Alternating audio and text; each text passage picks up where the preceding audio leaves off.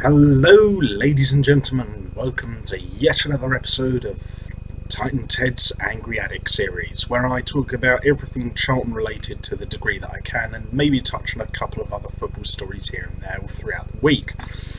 Now, considering that Charlton this season are playing in League One, we did have a match today against Port Vale away, and this isn't. From what I've seen, or from what I've heard, this wasn't such a bad performance tonight. If you don't know, Charlton drew tonight with Port Vale away in the league at Port Vale's ground 1-1, which isn't a terrible result. To be honest with you, even if I took like 10 draws, I'd still rather have that than like 5 losses. I know that sounds a bit defeatist in a weird sort of way, but at the same time, League One is a very fluctuating, fluid league. It's so haphazard and up and down, and you can never tell what's going to happen next. So I'm not too disappointed with the result tonight. I'm a bit annoyed because of the fact that Charlton were dominant throughout this match. We went 1-0 up very early on, and through, Big Rick, and it seemed to be going well through that, and then just in the 85th minute we concede a stupid penalty when Lennon brings some bastard back down in the box. And it's kind of annoying because Lennon is probably one of our best defenders, I'd say. He's a bit of an annoying one because he's a good player, but he's kind of an unfinished article just yet. I don't believe he's outright crap, unlike Fox, but at the same time, he's kind of like a slightly blunted scalpel, because there's the showings of a great centre-half there, but he just needs that little extra refinement because he keeps getting stupid bookings and okay, he hasn't really given away that many penalties in the past, as far as I'm aware. He's given away 1 or 2 now and again, but this one was particularly exasperating because we were just so dominant against Port Vale, and the only way they could equalise or win against us tonight was if they got a set piece. We were pummeling them. They are one of the lowest ranked teams in the league, and for very good reason. The reason why I was so shocked and surprised that we beat Coventry this weekend is because they are one of the biggest and best teams in the league. There's no doubt about it, right?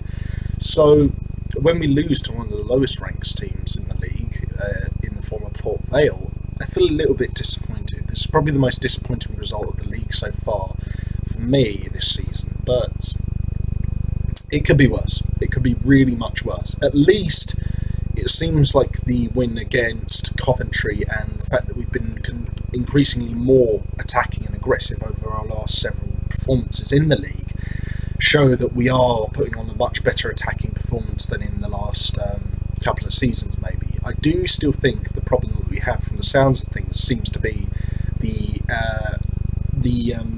extra aspect of attacking and penetrating depth in the final third. Because the one thing is that we've got at the moment is a lot of pace out in the wings and up front, which is good. We really need that because there are a lot of cumbersome defences in League One. So to rip through those defences with a good amount of pace on the wings and up front is just what we need. And with a solid handful of midfielders now and again, we should be able to do pretty well this season, I think.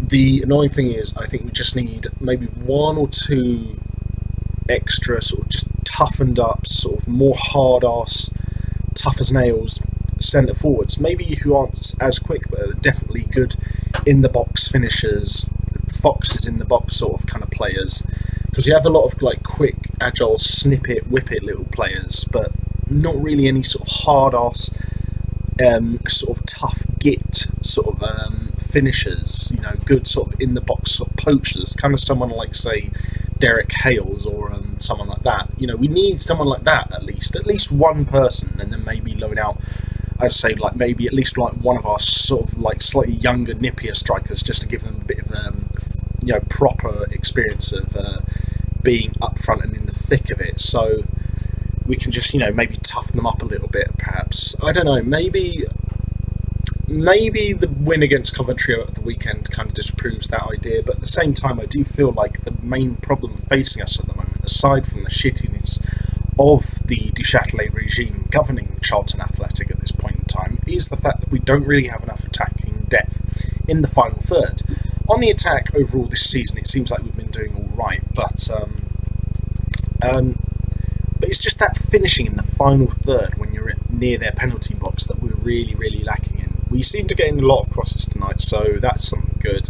Fox seemed to put in a bit more of an involved performance, but I'm sorry, I still can't like his performances. I mean, I'm sure, or at least I'm hoping he's a nice guy off the pitch, but he's a shit left back. He's one of, if not the worst, Charlton fullback I've ever seen. So I'm never really going to rate him as he is now if he keeps on doing this, and he shows no signs of not.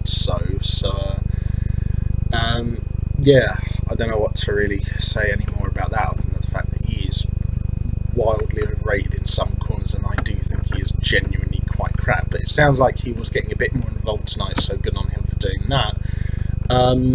People like McGuinness and the other buys we made in the summer transfer window this season seem to be gelling so far, which is good, because a lot of them have been getting the goals that we have been scoring recently, so that seems to be good. That seems to imply to me that the new talent we've brought in over the last 6-8 months has started to gel, which is just what we need, because I feel like we've started to develop players like Lennon and Lookman a lot more now, and hopefully Mitov will evolve into the proper finished article of a goalkeeper. But it's good that we've gotten some extra muscle in there in the squad for the time being, and hopefully that can bulk out the team to the point where which we can start to string together a consistent run of good performances. So hopefully we should be able to get to a point where we can solidly place ourselves in the promotion places for this season. So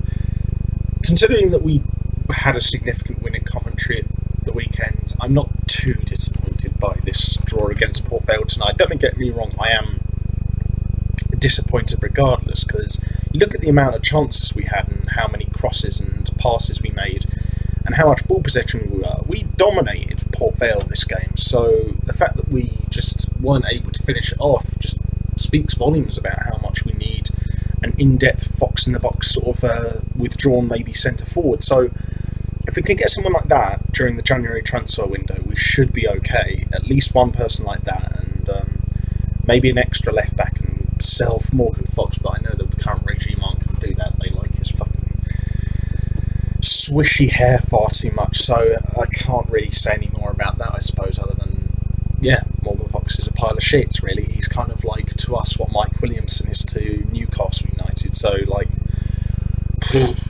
nothing really more I can say about that, to be honest. It does seem to me like the few remaining fixtures we've got this month aren't too tricky. So hopefully the league should be easy enough for the next 5 or 6 weeks. The one other thing actually I did want to talk about just before I leave you guys is the fact that we have finally had the announcement of who Charlton is going to get drawn in their first match of this season's FA Cup. Now, we got knocked out of the League Cup pretty early on, which was very annoying this season, and we got knocked out of the Checker Trade Cup, which, let's face it, no one gives a shit about anyway, so who gives a toss. But we've been drawn against Scunthorpe United, who, as far as I'm aware, are still in the league that we're in this season. So that should be interesting, because we played against Scunthorpe United a few times in the past few years, but we've seemed to always just draw with them. And considering our inconsistency of form lately, aside from our attacking strength, which has been decent enough, I'm a little bit worried, because while Scunthorpe aren't the best team or among the very best cream of the crop sort of teams in League One, the fact that they're kind of one of our sort of bogey sort of draw teams does make me worry just slightly. I don't think they will beat us, but I'm going to predict something narrow, like maybe a 1-0 or a 2-1 win for us.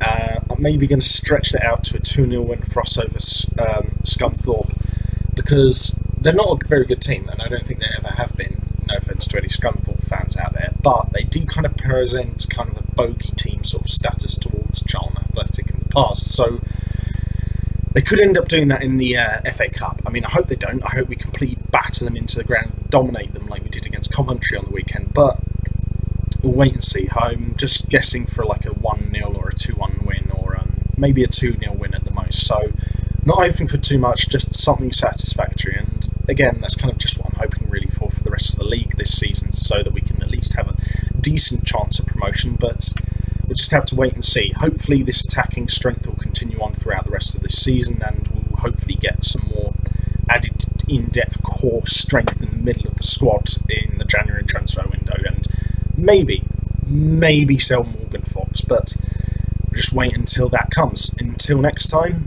then, I hope you guys have enjoyed this video, or at least found it informative, and I've been Titan Ted, aka the Angry Addick, and this has been me commentating on the recent 1-1 draw between Port Vale and Charlton Athletic. Stay tuned for more footballing news, and I'll see you guys next time.